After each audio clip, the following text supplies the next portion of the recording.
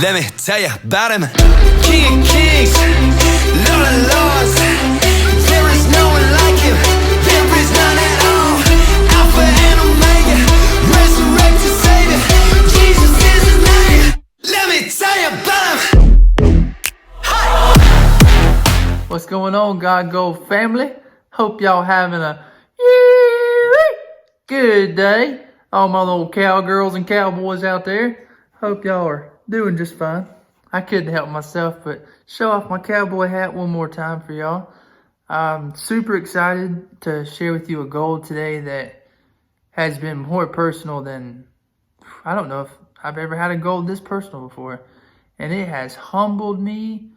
Oh man, it has humbled me more than I've ever been humbled. And it's all around one of my biggest struggles, which I'll just go ahead and tell you straight up what it is. I know my wife's going to really love this God Gold. So, one of my biggest struggles is waking up in the morning. I really, really struggle with that. That sounds like something super simple. Your alarm goes off, you just wake up. Well, you see, I'm a really deep sleeper, so I can easily sleep through my alarm and not wake up. And I'll find myself just not even remembering turning my alarm off, nothing. Like, I'm not conscious when that's going on. And I can sleep through my alarm, no problem at all. So every morning my wife starts kicking me, starts yelling at me, starts knocking on the wall through from the living room, doing all these things to help me out, get me up. And I kept overlooking it, like, it's no big deal. It's just who I am. It's just who God made me to be. It's the problem that I have, and there's nothing I can do about it. And there's a thing about that I realized this morning. I slept through my alarm this morning. I was late for work, and after having a long talk with my wife about it last night, she told me exactly what I needed to do to put myself in a better position to wake up and be ready to go. After that long talk last night, and what happened this morning, I was humbled. And I realized that it's not just some part of me, it's not just who I am, but it's what I'm doing. You know, I've gotten so caught up in how can I fix this? How can I have better fruit in my life? How can I have a better harvest of the things that come out of me? The decisions I make, the actions that come from me, the way I live. How can I do better?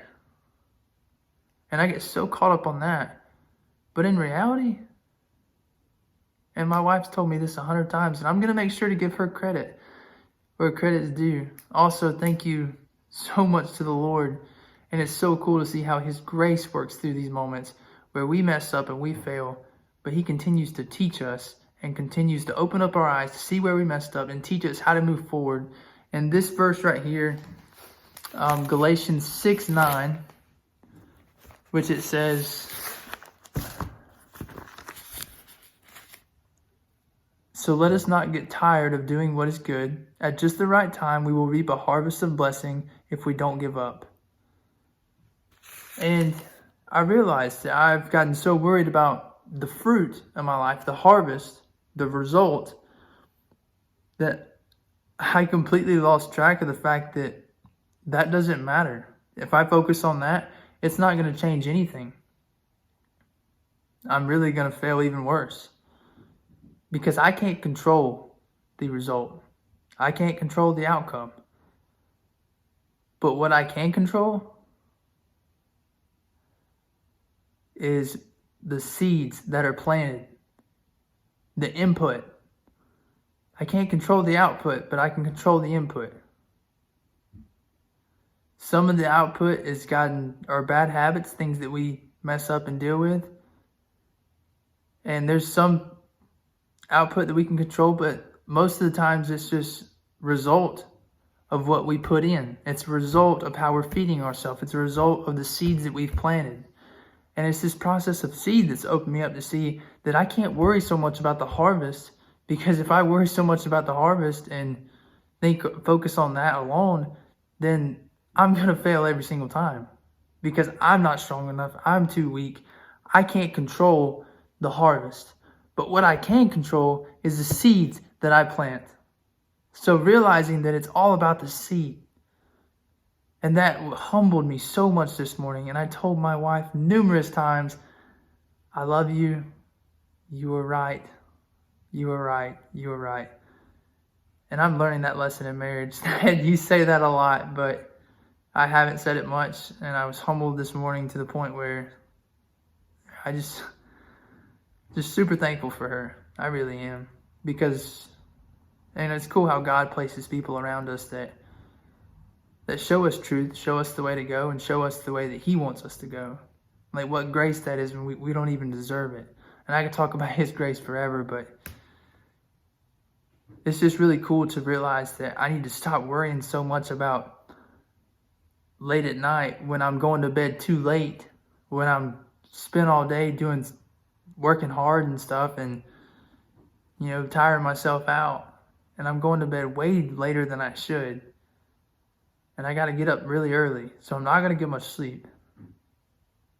But at nighttime, after I made the decision to stay up later than I should and not do good, like it talks about in this verse, then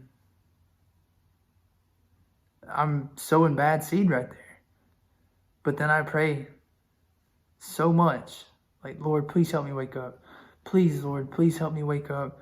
I know only you can do it. And there's been times where I have woken up, as soon as the alarm goes off, my eyes open, good to go. But majority of the times, because I sowed bad seed, I get a bad result.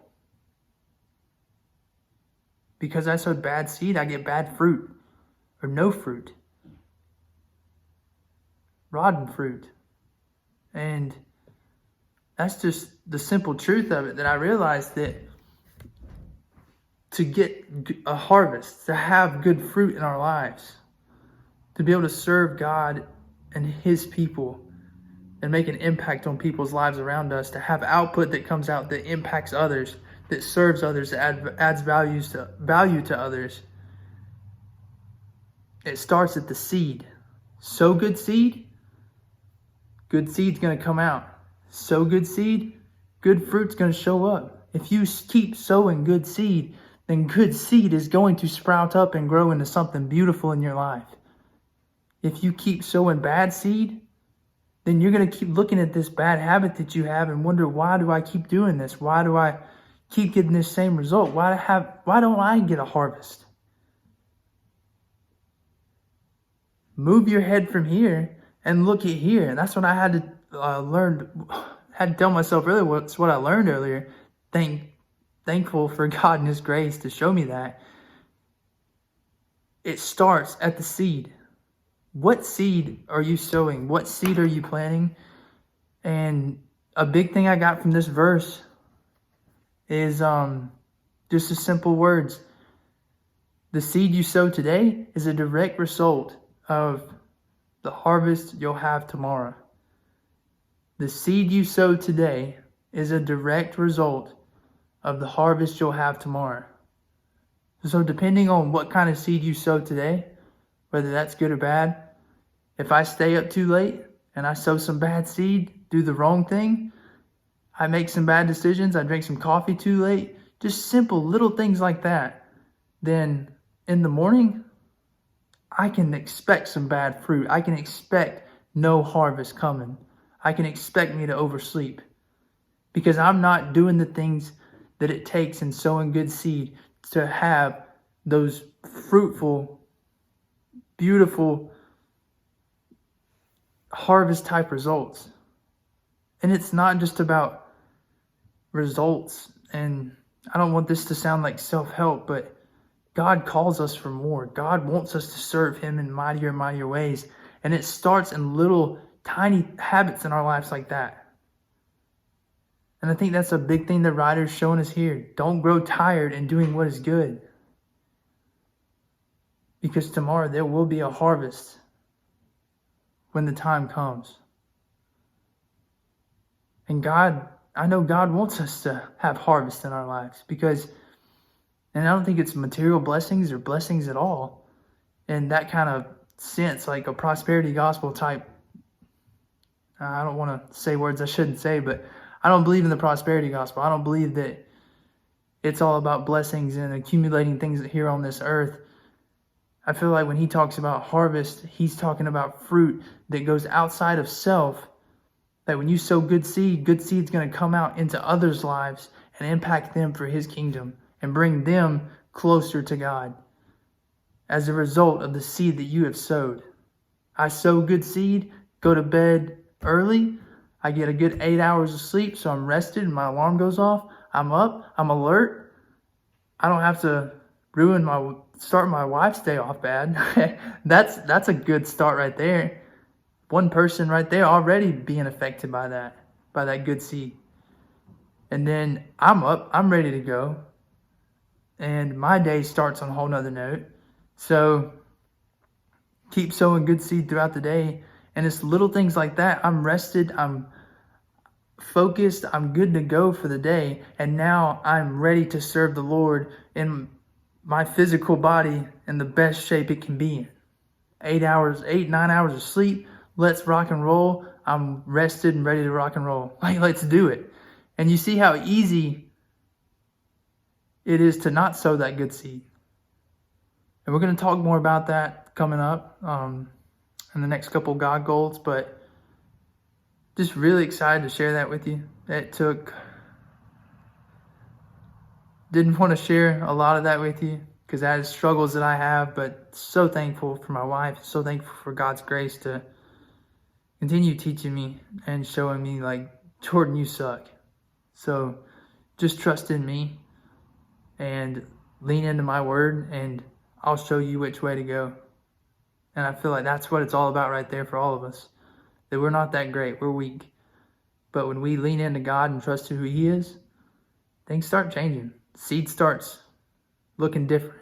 The seed that we sow starts looking different. And the fruit that comes from that seed and the harvest we have in our lives that leads into others' lives and how we're affecting the world for God's kingdom, everything changes. And I just can't wait to see what all these lessons about seed brings to your life and so many others around you. So sow some good seed today. Wake up in the morning. You know what it is. Y'all have a great day. Let me tell you about him. King of kings, Lord of lords.